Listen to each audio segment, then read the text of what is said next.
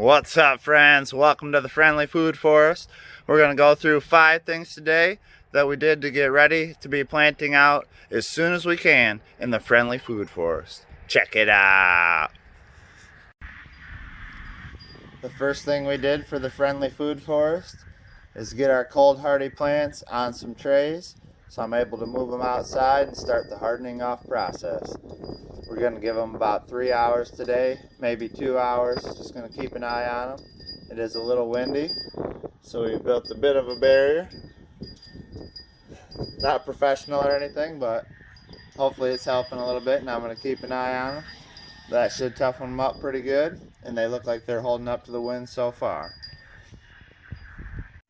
Time to fuel the engine that drives the Friendly Food Forest.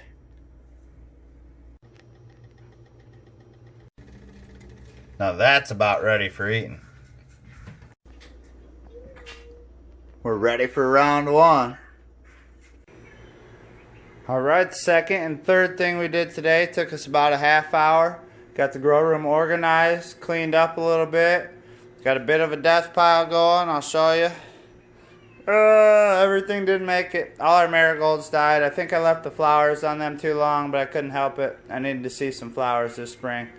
So our marigolds took a sacrifice for our happiness. But luckily we saved thousands of seeds last year, so we're going to have plenty of marigolds. But since we're a little tight on space, I'm just going to go ahead and direct seed them outside. And after we watered, we went ahead and got ready with our cups and our soil, and I got some water mixed in with that soil so it's not too dry when we do our transplanting.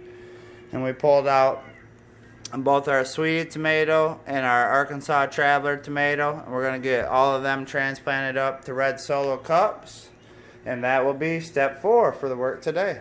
See you real quick. Fourth thing we're getting done today is putting our tomatoes into our red solo cups. We're going to transplant these out of the single cells into the cups, and how we started was drilling a hole in the bottom so the cups have good drainage.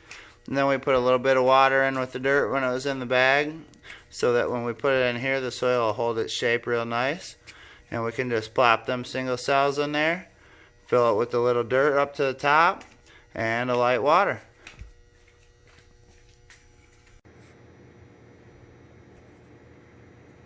We got step number 4 finished up. Sweetie cherry tomatoes transplanted into the red solo cups. Got some good ocean forest dirt.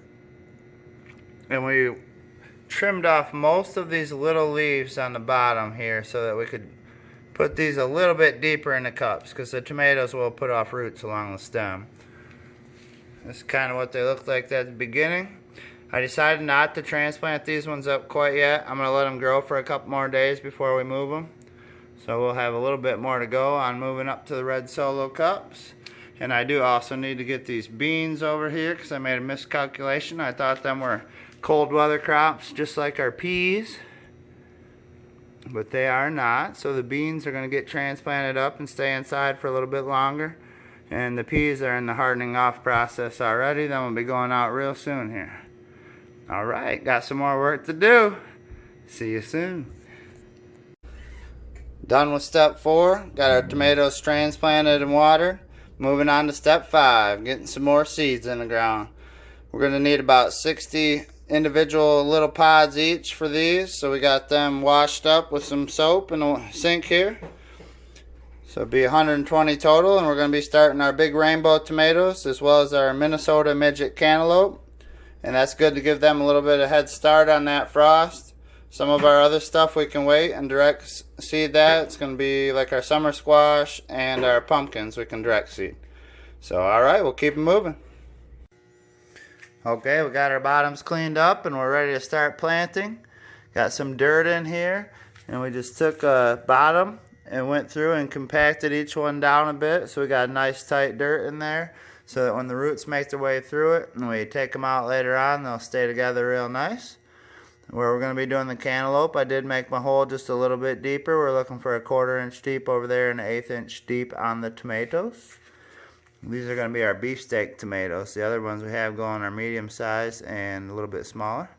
So that'll be nice to have some big beefsteak tomatoes going. and also the Minnesota midget cantaloupe. I'm going to be doing lots of melons this year.